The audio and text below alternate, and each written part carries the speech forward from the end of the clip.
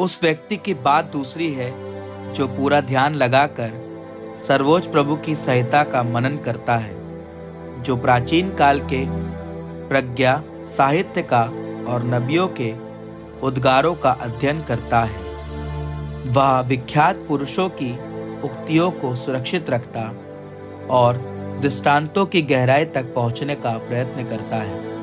वह जीवन भर सूक्तियों की गहराई का और दृष्टांतों की पहेलियों का अध्ययन करता रहता है। वह उच्च पदाधिकारियों की सेवा में उपस्थित रहता और शासकों का द्वार उसके लिए खुला है। वह विदेशी राष्ट्रों का भ्रमण करता और मनुष्य की भलाई एवं बुराई की जानकारी रखता है। वह बड़े सवेरे अपने सृष्टिकर्ता प्रभु की शरण जाता और सारे हृदय से सर्वोच्च ईश्वर से विनय करता है। वह अपने होठों से प्रार्थना करता और अपने पापों की क्षमा मांगता है। यदि सर्वोच्च प्रभु ऐसा चाहेगा तो उसे बुद्धि का आत्मा प्राप्त होगा। तब वह प्रज्ञापूर्ण सूक्तियां बोलेगा और अपनी प्रार्थना में प्रभु की स्तुति करेगा। उसका परामर्श और ज्ञान विवेकपूर्ण होगा और वह ईश्वर के रहस्यों का मनन करेगा। जो शिक्षा उसे प्राप्त हुई वह उसे प्रकट करेगा और ईश्वर के विधान के नियमों पर गर्व करेगा। बहुत से लोग उसकी बुद्धि की प्रशंसा करेंगे और वह कभी नहीं भुलाई जाएगी। उसकी स्मृति नहीं मिटेगी, उसका नाम पीढ़ी दर पीढ़ी बना रहेगा। राष्ट्रों में उसकी प्रज्ञा की चर्चा होगी और सभा में उसकी प्रशंसा की जाएगी।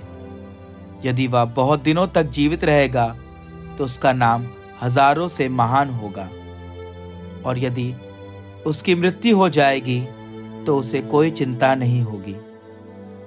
मैं एक बार और अपने विचार प्रकट करूंगा, क्योंकि मैं पूर्णिमा के चंद्रमा की तरह पूर्ण हूं।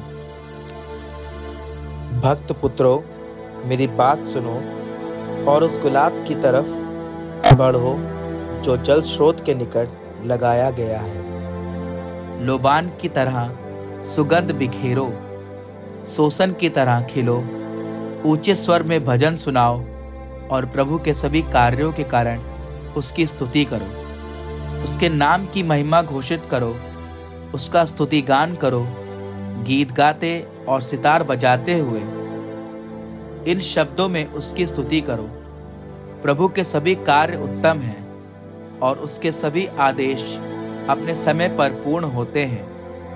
यह मत पूछो यह क्या है, इससे क्या लाभ, क्योंकि अपने समय पर सब कुछ का रहस्य प्रकट हो जाएगा। उसके आदेश पर पानी एकत्र हो गया, उसके शब्द मात्र से महासागर के भंडार भर गए। उसके आदेश पर उसकी इच्छा पूरी हुई है, क्योंकि उसके कल्याण कार्य में कोई भी बाधा नहीं डाल सकता। सभी मनुष्यों के कार्य उसके सामने हैं और कोई भी उसकी दृष्टि से नहीं छिप सकता। वह आदिकाल से अंत तक देखता रहता है, उसकी दृष्टि में कोई बात असाधारण नहीं। या मत पूछो यह क्या है, इससे क्या लाभ, क्योंकि सब कुछ का अपना अपना प्रयोजन है।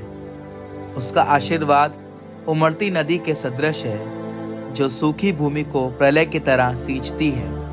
जिन राष्ट्रों ने उसकी खोज नहीं की, उसका क्रोध उनका इस तरह विनाश करेगा जिस तरह उसने पानी को खारा कर दिया। संतों के लिए उसके मार्ग सीधे हैं, किंतु दुष्टों के लिए वे कांटों से भरे हैं। प्रारंभ से ही अच्छे लोगों के लिए अच्छी चीज़ों की और बुरे लोगों के लिए बुरी चीज़ों की सृष्टि हुई।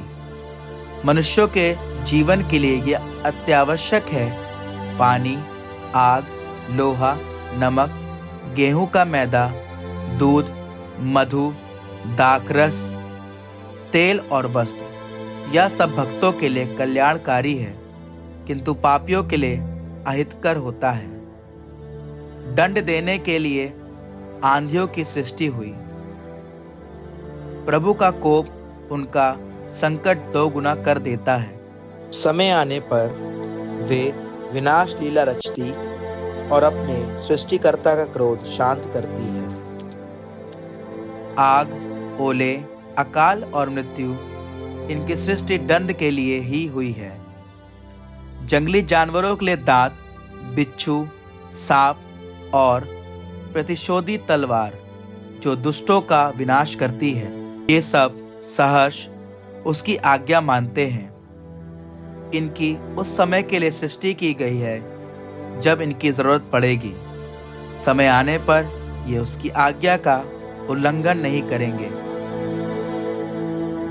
इसलिए प्रारंभ से मेरी यही धारणा थी। मैंने सोच विचार करने के बाद यह लिखा है। प्रभु के सभी कार्य उत्तम हैं। वह समय पर सब आवश्यकताएं पूरी करता है। या मत कहो या उससे बुरा है, क्योंकि सब कुछ अपने समय पर अच्छा प्रमाणित होगा। और अब सारे हृदय से ऊंचे स्वर में गाओ और प्रभु का नाम धन्य कहो।